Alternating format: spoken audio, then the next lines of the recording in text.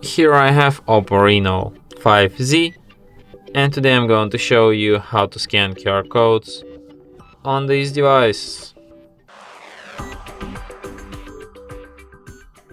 So to do this, firstly you have to open camera, then switch to the more modes and select, not here. Just tap on this icon here in the corner, then tap open camera, grant access to camera, allow, and now we can scan our QR code.